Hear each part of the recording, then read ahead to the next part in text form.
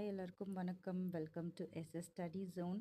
நம்ம பேஜை லைக் பண்ணுங்கள், ஷேர் பண்ணுங்கள், சப்ஸ்கிரைப் பண்ணுங்கள். ஏதாச்சும் queries இருந்தது அப்படின்னா கமெண்ட் செக்ஷனில் போடுங்க. நாங்கள் உங்களோட டவுட்ஸ் கிளியர் பண்ணுறோம். நம்ம இன்னைக்கு பார்க்க போகிற டாபிக் என்னன்னு பார்த்தீங்கன்னா இலக்கணம் கீழே தொழிற்பெயர் அப்படின்ற டாபிக் நம்ம பார்க்க போகிறோம். ஓகேங்களா? ஸோ கிராமர் அப்படின்றதால நாங்கள் கொஞ்சம் எக்ஸ்பிளைன் பண்ணி உங்களுக்கு நாங்கள் சொல்கிறோம்.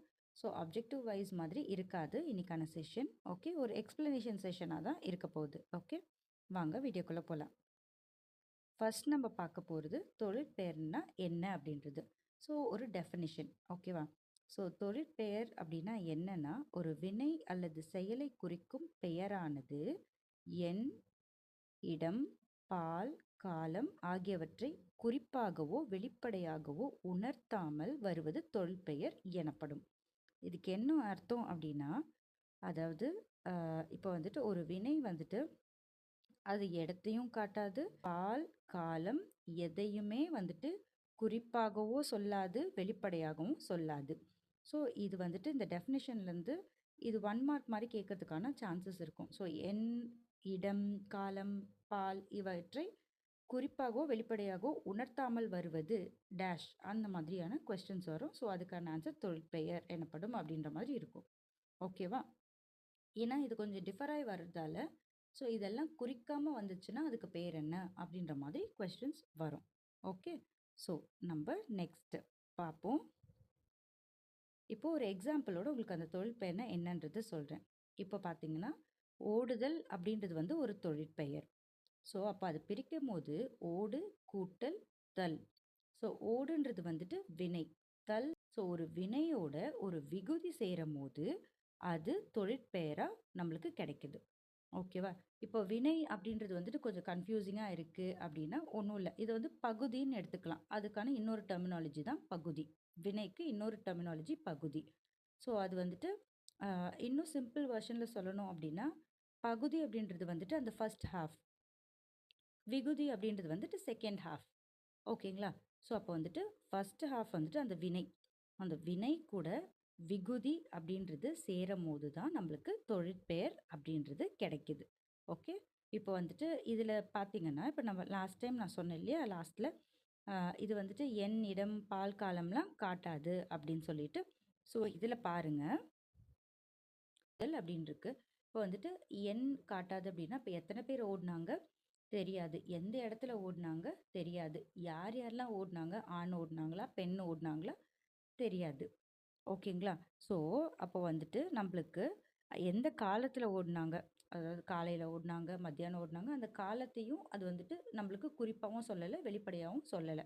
ஆனால் ஓடுதல் அப்படின்றது வந்துட்டு ஒரு தொழில், அந்த தொழிற்பெயர் வந்துட்டு நம்மளுக்கு கிடைக்குது, அவ்வளோதான். ஆனால் அந்த தொழிற்பெயர் வந்துட்டு நம்மளுக்கு இடத்தையோ காலத்தையோ பால், எண் இந்த மாதிரி எந்த குறிப்பையும் அது தராது. அப்படி வர்றதுக்கு பேர் தான் அது தொழிற்பெயர். ஓகேவா? கிளியரா?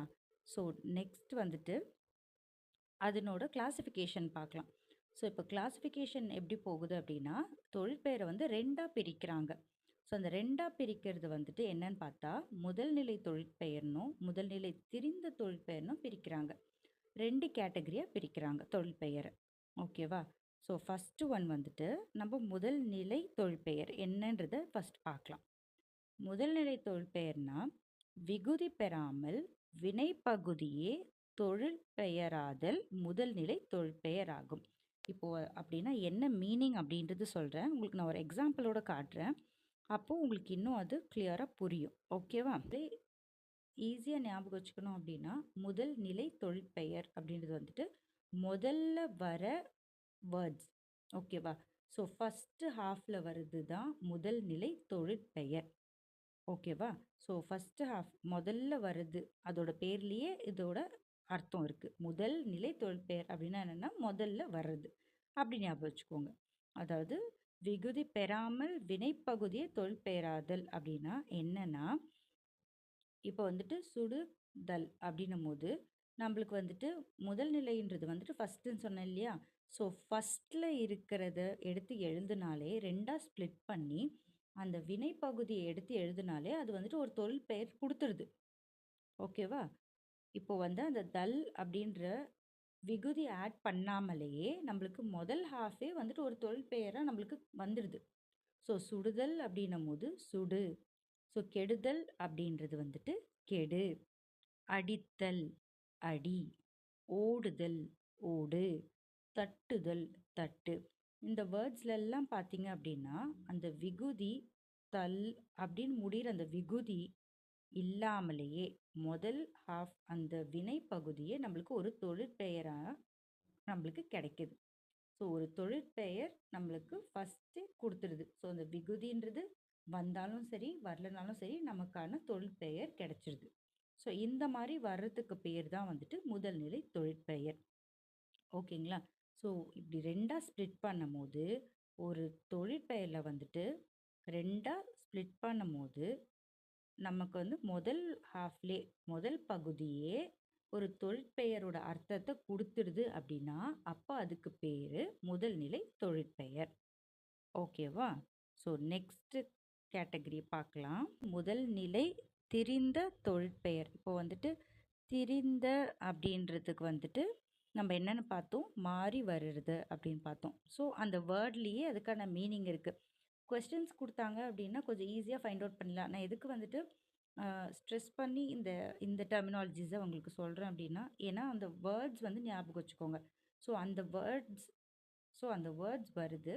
அந்த டெர்மினாலஜி நீங்கள் பார்த்ததுமே உங்களுக்கு ஓகே இது வந்துட்டு திரிந்த அப்போ வந்துட்டு மாறி வரும். ஸோ அப்படியே திரிந்தன்ற வார்த்தை இல்லாமல் வெறும் முதல் நிலை அப்படின்னு வந்துச்சுன்னா அது வேறு மாதிரி வரும் அப்படின்னு உங்களுக்கு கேட்டகரைஸ் பண்ண தெரிஞ்சதுனாலே ஸோ என்ன மாதிரி கொஸ்டின்ஸ் இந்த டாபிக் கீழே கொடுத்தாலுமே உங்களால் ஆன்சர் பண்ண முடியும். ஓகேவா? நெக்ஸ்ட் வந்துட்டு இதுக்கான எக்ஸாம்பிள்ஸை பார்க்கலாம். நான் அதுக்கு கொடுத்த அதே எக்ஸாம்பிள்ஸ் தான் இதுக்கும் போடுறேன். ஸோ இது கொஞ்சம் டிஃபர் ஆகும். வாங்க பார்க்கலாம். சுடுதல். அப்போ வந்துட்டு நம்ம ஃபஸ்ட்டு என்ன பார்த்தோம், முதல் நிலை தொழிற்பெயர்னா அது என்னன்னு வரும், சுடு அப்படின்றது வரும். ஓகேவா? ஸோ கெடுதலுக்கும் கெடு அப்படின்றது வரும். அடித்தலுக்கு அடி அப்படின்றது தான் முதல் நிலையாக வரும். பெறுதல்ன்றதுக்கு பெரு அப்படின்றது தான் முதல் நிலை. அதாவது ஃபஸ்ட்டு ஹாஃப் ரெண்டு ஹாஃபாக ஸ்ப்ளிட் பண்ணும்போது ஃபஸ்ட்டு ஹாஃப்ன்றது தான் முதல் நிலை. ஓகேவா? முதல் நிலை தொழிற்பெயர். அதாவது ஃபஸ்ட்டு ஹாஃபே ஒரு தொழிற்பெயரை கொடுத்துருச்சுன்னா முதல் நிலை அப்படின்றத பார்த்தோம். ஓகேவா? இப்போது அந்த ஃபஸ்ட்டு ஹாஃப் நம்மளுக்கு கொடுக்குது இல்லையா ஒரு தொழிற்பெயர், அந்த தொழிற்பெயர் வந்துட்டு கொஞ்சம் மாடுலேஷனோட கொஞ்சம் மாற்றங்களோட மாறி வரும். அதுக்கு பேர் வந்துட்டு திரிந்த தொழிற்பெயர். ஓகே, இப்போ நான் போட்டிருக்கிறது வந்துட்டு ப்ரீவியஸாகவும் இருக்கிற எக்ஸாம்பிள்ஸ் காட்டுறேன். முதல் நிலை தொழிற்பெயரில் வந்து நம்மளுக்கு வெறும் ஃபஸ்ட்டு ஹாஃபே தொழிற்பெயராக கிடைக்கிது.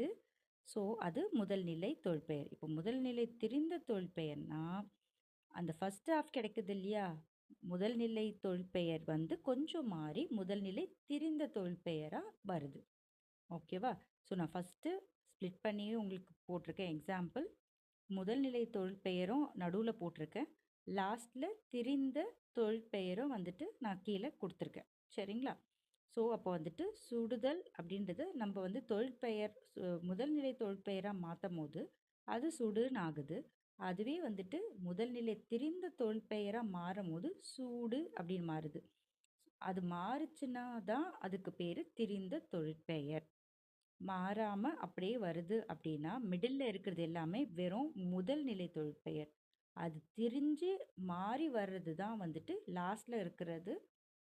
ஓகேவா? முதல் நிலை திரிந்த தொழிற்பெயர் அப்படின்றத சொல்கிறாங்க. ஓகே, அதே மாதிரி அடித்தல். அடின்றது வந்து முதல் நிலை தொழிற்பெயர். அதுவே திரிஞ்சு வந்ததுன்னா திரிந்த முதல் நிலை திரிந்த தொழிற்பெயர். இப்போது நெக்ஸ்ட் பெறுதல். பெறுதல் வந்துட்டு பெரு அப்படின்றது வந்துட்டு முதல் நிலை தொழிற்பெயர். ஓகேவா? இப்போ அது திரிஞ்சு வரும்போது என்னென்ன ஆகுது, பேரு அப்படின்றது ஆகுது. ஸோ அந்த மாதிரி திரிஞ்சு மாறி அந்த அந்த வேர்ட் மாடுலேட் ஆகி வருது அப்படின்னா அதுக்கு பேர் தான் முதல் நிலை திரிந்த தொழிற்பெயர் அப்படின்னு சொல்கிறாங்க. ஓகேவா? இன்னைக்கு இந்த செஷன் நான் கம்ப்ளீட் பண்ணுறேன். ஏன்னா நிறைய டம்ப் பண்ணால் குழம்பிடும். ஓகேங்களா? ஸோ இதில் ஏதாச்சும் டவுட்ஸ் இருந்ததுன்னா நீங்கள் கேளுங்க, உங்களுக்கு நாங்கள் கிளாரிஃபை பண்ணுறோம். இதே மாதிரி இன்னொரு டாப்பிக்கில் உங்களை பார்க்குறேன். நன்றி.